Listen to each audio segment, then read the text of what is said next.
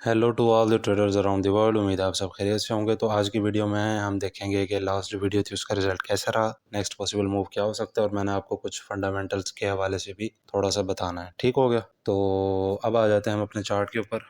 Chart हमें ये बता रहा है कि जो डेली का चार्ट है ना, हम वो ओपन करते हैं तो ये ट्रेंड लाइन है बेसिकली, और लेवल्स ऑलरेडी मार्क्ड हैं। जो लास्ट वीक मैंने बनाए हुए थे वही वाले लेवल्स मार्क्ड हैं।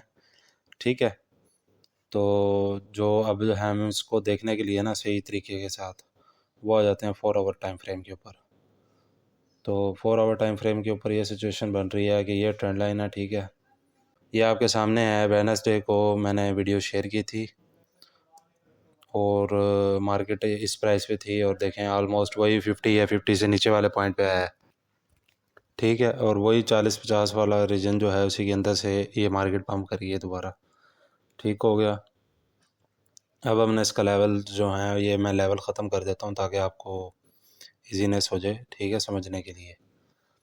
तो अब जो है इसको हम 1 आवर टाइम फ्रेम के ऊपर देखते हैं। 1 आवर टाइम फ्रेम पे ये देख रहे हैं, ये पैटर्न बुलिश पैटर्न है जो कि बन चुका है, और रिवर्सल पैटर्न भी इसे बोलते हैं। ठीक है, तो अभी हमारी ट्रेंड लाइन के बड़े करीब करीब आगे बना है। 3300 और 50 वाला रीजन इंपॉर्टेंट तो था जैसे मैंने आपको बताया हुआ है। तो अब जो है ना इसके सिर्फ 2 लेवल्स बनते हैं जो मैं मार्क कर रहा हूँ। एक हो गया ये 3406 वाला लेवल, ठीक है, 3405 और 6 वाला, और दूसरा है ये वाला 3452 वाला। ठीक है, इमीडिएट, क्योंकि मार्केट अब बुलिश जाएगी और जो सिचुएशन बन चुकी है आपको पता है। अभी ये ईरान लाजमी जवाब देगा, कुछ ना कुछ करेगा। तो अब इसका एजेंडा क्या था, ये क्यों हुआ, सारे मतलब मामलात वगैरह क्यों चले, और इनका एंड गोल क्या है, वो हम वीडियो के एंड पे देखेंगे। तो ये नीचे वाला रीजन है। अब ये जो लोएस्ट पॉइंट है इसके नीचे अगर जाती है मार्केट, तो किसी भी रीजन के अंदर से आपने जो है इस रीजन के अंदर कोई भी आपको पॉइंट मिले अच्छा सा, आपने अपनी ट्रेड एग्जीक्यूट कर देनी है। ठीक है, अब अव्वल तो मार्केट के जो है ना यहीं से जाने के चांसेस हैं। वो फिर ये ऊपर जो जब जाएगी ना तो ये इसने फिर 3500 को नहीं देखना, ये फिर 3600 3700 और उस रीजन में जाएगी। ठीक है, अब मैं आप करीबी रीजन जो है वो आगे चल के बताऊंगा। अभी हम पहले अपने बीटीसी के चार्ट के ऊपर आ जाते हैं। तो बीटीसी की सिचुएशन जो है ना वो कुछ ऐसी बन रही है कि बीटीसी में जो है इसको डेली टाइम फ्रेम पे हम देख रहे हैं। तो कैंडल्स आपके सामने लास्ट मतलब अगर हम 2 कैंडल्स को देखें तो रिजेक्शन उसमें खाई हुई है उसने, और जो बिल्कुल आखिरी वाली है उसमें मार्केट ने थोड़ा सा पंप भी किया हुआ, नीचे से रिजेक्शन थोड़ी है, लेकिन कैंडल्स दोनों ही जो हैं वो रेड हैं। अच्छा, अब ये देखें कि वेडनेसडे को जो है मैंने आपको ये वीडियो शेयर की थी, और वेडनेसडे को मार्केट जो है वो कहाँ पे थी। ठीक है, ये वाला पॉइंट बन रहा है, और उसके बाद मैंने आपको क्लियर 1,06,000 से 7 वाला रीजन बताया। अब ये 1,06,000 पे गई है। ठीक है, 7,000 पे नहीं गई, उसको क्रॉस नहीं किया, और वहीं से सीधा मार्केट नीचे आई है। ठीक है, तो ये अब एक्यूरेसी देख लें, आपको पूरे पूरे 550 पिप्स ये देगी ऑलमोस्ट। अगर आपने वीडियो देखी थी टाइम से और ट्रेड एग्जीक्यूट की थी तो आपने डेफिनेटली लिए होंगे। तो ये सारी सिचुएशन है। बाकी अब ये इतनी एक्यूरेसी कहाँ से आ रही है, कैसे आ रही है, ये अब एक्सपीरियंस है। ठीक है, और दूसरा एनालिसिस है। तो अब जो है नेक्स्ट इसका पॉसिबल मूव भी हम साथ साथ देखते जाते हैं। ये वाला जो रीजन बन रहा है ना, यहाँ से इसकी रिजेक्शन के चांसेस हैं पड़े। ठीक हो गया। अब ऊपर वाला ये वाला भी रीजन है। अच्छा, अब मैं आपको ना एक और बात बताता चलूँ कि अगर ये जो नीचे वाला रीजन है इधर पंप जो है बहुत हैवी किस्म का हो जाता है, और क्लियर समझ लो मार्केट उसको रिस्पेक्ट दिए बगैर ब्रेक करके जाती है, तो फिर ये ऊपर वाला जो है वो इनवैलिड हो जाएगा। ठीक हो गया। तो ये आपने अब इस हवाले से रेडी रहना है, मेंटली प्रिपेयर रहना है, और जैसे ही मार्केट आया आपने उसको ट्रेड को एग्जीक्यूट कर देना। तो अब आ जाते हैं हम फंडामेंटल्स के ऊपर। ठीक है, मैं कोशिश करता हूँ इसको जल्द अज जल्द कवर करने की।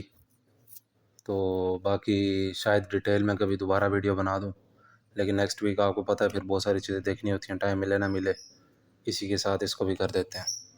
अच्छा, फंडामेंटल एनालिसिस से पहले ना ट्रेडिंग एनालिसिस होता है जिसके अंदर 2 चीज़ें इन्वॉल्व होती हैं। एक होता है हमारा फंडामेंटल एनालिसिस, ठीक है, और दूसरा हमारा होता है टेक्निकल एनालिसिस, या आप पहले टेक्निकल को कह लें फिर फंडामेंटल को कह लें, जो आपका दिल करता है। ठीक है, तो वैसे देखा जाए जो मार्केट में इन्वॉल्वमेंट होती है ना ज़्यादातर वो टेक्निकल की होती है, और उसी के हिसाब से हम एंट्री और एग्ज़िट करते हैं। वही हमें नेक्स्ट पॉसिबल मूव्स का बताती है। लेकिन ज़ाहिर है जब फंडामेंटल्स एनालिसिस आते हैं, जिस तरह रिपोर्ट्स वगैरह आ जाएँ और ये वो, तो वो हमें ज़्यादा ज़रा और क्लियर व्यू दे देते हैं मार्केट के मूव का। तो दोनों इक्वली इंपॉर्टेंट है, कोई ये नहीं कह सकता कि जस्ट टेक्निकल को देखो, कोई ये नहीं कह सकता जस्ट फंडामेंटल्स को देखो। ठीक है, तो अब हम देख लेते हैं कि ये जो टेक्निकल एनालिसिस है ना, इसके अंदर बेसिक टू एडवांस टेक्निक्स आ जाती हैं। ठीक है, इसमें आपके बहुत सारे टॉपिक्स कवर हो जाते हैं। अब मैं इधर बताना शुरू करूँगा, वीडियो लंबी हो जाएगी और मैं खींचना नहीं चाह रहा। ठीक है, टू द पॉइंट बात करना चाह रहा हूँ ताकि आपको समझ आ जाए। और फंडामेंटल्स में आपको जैसे पता है कि डेटा वगैरह आता है, न्यूज़ वगैरह आ जाती है, और उसके अलावा जो है आपका बड़े लेवल पे आप देख लें तो जियो पॉलिटिक्स बहुत ज़्यादा मैटर करती है, और इसके बगैर फंडामेंटल्स है ही नहीं। जो बंदा कहे जियो पॉलिटिक्स का असर नहीं है उस बंदे की बात ही ना सुने ट्रेडिंग के हवाले से। ठीक है, तो ये सारा सीन है। अच्छा, अब मैं आपको बताता हूँ, जो जैसे मैंने आपको लास्ट वीडियो में बोला था ना कि मैं आपको बताऊँगा कि क्या रीज़न है। देखें, यूएस टैरिफ वार का तो आपने देखा था, एक सीन बन रहा था, तो वहीं से एक बात क्लियर हो गई थी कि यूएस अपनी पूरी कोशिश कर रहा है चाइना को साइड पे लगाने का। तो अब ये ईरान इसराइल वाला जो भी हुआ है, या फिर अब जो यूएस की इन्वॉल्वमेंट हुई है, बम्बार्डमेंट कर दी है उसने, तो ये मंडे को आप देखेंगे अच्छा खासा मूव मार्केट के अंदर, और वॉलेटिलिटी आपने बहुत ज़्यादा, वॉल्यूम भी देखना है। ठीक है, सब चीज़ें ये आप देखेंगे। तो इसकी रीज़न यही है कि किसी तरीके से वहाँ पे मतलब अनस्टेबिलिटी ला के ना, और एक एक्टिविटी करके और तेल की कीमत के ऊपर मतलब जो है ना वो किया जाए, उसको बढ़ाया जाए तेल की कीमत को। अब ज़ाहिर है ईरान ने फिर वो बंद कर देना एरिया। 20% सप्लाई आती है उस रीजन के अंदर से, सारे जो भी अरब कंट्रीज़ हैं। तो जैसे ही ऑयल की सप्लाई जो है वो कट होगी 20%, तो सप्लाई कम होगी तो डिमांड ज़्यादा हो जाएगी। ठीक है, रेट ज़्यादा हो जाएगा। अब बोझ किसके ऊपर पड़ेगा? पूरी दुनिया में गरीबों पे तो पड़ेगा। गरीबों का कोई भी नहीं सोचता, डेवलपिंग कंट्रीज़ का कोई भी नहीं सोचता। असल जो इसका एजेंडा है इस सारे वाक़ये का, वो है चाइना। चाइना की इकोनॉमी पे इफ़ेक्ट पड़ेगा डायरेक्ट। बाकी अभी देखें हम, ये मोटा मोटा मैंने आपको समझाने की कोशिश की है, आइडिया देने की कोशिश की है। ट्रेडिंग में और भी बहुत सारी चीज़ें इन्वॉल्व होती हैं, जैसा कि रिस्क मैनेजमेंट होगी हमारी, और ट्रेडिंग साइकोलॉजी होगी।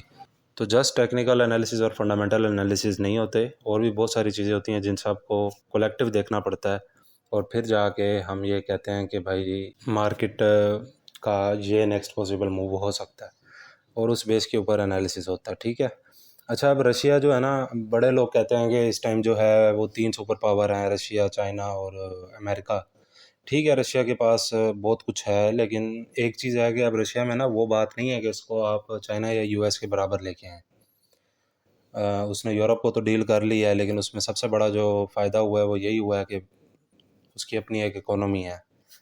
ठीक है, और तेल उसका अपना है, उसको किसी से लेने की ज़रूरत नहीं है। दूसरा नुकसान उठाया तो यूरोपियन कंट्रीज़ ने, क्योंकि वो रशिया से तेल लेते थे। तो ये सीधा सीधा फार्मूला है जिसकी वजह से आपको वो इतना सुपर पावर नज़र आ रहा है, या ये वो लेकिन वो बात नहीं रही। ठीक है, वर्ल्ड वार के बाद आपको पता है सोवियत यूनियन होता था, वो टूटा है, मुल्क बन गए हैं, और उसके अलावा जो है बहुत सारे हालात जो हैं वो ऐसे बन चुके हैं कि अब वो बात नहीं रही। जिस हिसाब से यूएस और चाइना टेक्नोलॉजी में आगे निकल गया है ना, रशिया भी उनके मुकाबले में वैसा नहीं है। ठीक हो गया, तो ये सब चीज़ें कंबाइंड मिलती हैं तब जाके आपकी एक्यूरेसी बनती है मार्केट के अंदर, और आपके मतलब जो भी एनालिसिस होता है उसके अंदर आपको रिज़ल्ट नज़र आता है। तो ये आज की वीडियो थी, मैंने कोशिश की है इन शॉर्ट आपको जो है समझाने की कोशिश करूं कि क्या क्या चीज़ें हैं जो फंडामेंटली इन्वॉल्व होती हैं, और उसके अलावा साथ साथ आपको नेक्स्ट पॉसिबल मूवी बताता जाऊं, लास्ट रिज़ल्ट्स भी बताता जाऊं। तो ये सारे टॉपिक्स मैंने कवर करने की कोशिश की है with in very short time. और बाकी अगर आप ज्वाइन करना चाहते हैं तो चैनल की डिस्क्रिप्शन में और इस वीडियो की डिस्क्रिप्शन में लिंक्स मौजूद हैं, वहाँ पे आप मुझे डीएम कर सकते हैं। अगर अभी तक आप सोच रहे हैं कि कहाँ ज्वाइन किया जाए, तो ये चैनल के ऊपर आपको सारा रिकॉर्ड मौजूद है। पहले मैं मंथ्स का करता था, क्योंकि वीडियोस पे मैं एनालिसिस नहीं शेयर करता था। तो अब जो है मेरा पर्सनली जो भी सिग्नल्स वाला चल रहा है निज़ाम, या पर्सनल क्लासेस वाला, वो अलग से चल रहा है। इधर मैं लाइव उसको शेयर कर रहा हूँ। ठीक है, तो अब अगर मंथली रिजल्ट्स मैं बताऊंगा भी, तो वो मैं इस चैनल के थ्रू जो एनालिसिस मैंने शेयर किया जस्ट मैं सिर्फ उसी का बताऊंगा। ठीक है, क्योंकि मेरे लिए आसानी हो जाएगी, बजाय इसके कि मैं फिर वो ग्रुप में जाऊं, दोबारा स्क्रीनशॉट्स लूं, फिर उनकी वीडियोस बनाऊं। तो अगर आप देख लें, आपको कोई समझ आती है तो मोस्ट वेलकम। अगर आप सीखना चाहते हैं तो अपनी तरफ से मैं बेस्ट दूंगा आपको, और आपको एक सक्सेसफुल प्रॉफिटेबल ट्रेडर बनाने की मेरी पूरी कोशिश होगी। ठीक है, बाकी टाइम लगेगा, ठीक है, ये बात आपने पहले माइंड में रख के ही मुझे कांटेक्ट करना है।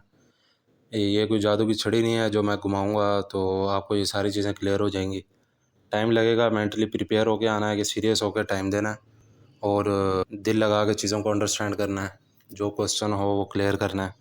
ठीक है, और बाकी इंशाल्लाह आपको आगे जो है उसका रिज़ल्ट मिलेगा। मिलते हैं आपसे नेक्स्ट वीडियो में। अपना और अपने घर वालों का बहुत सारा ख्याल रखिएगा and best of luck with your trading journey.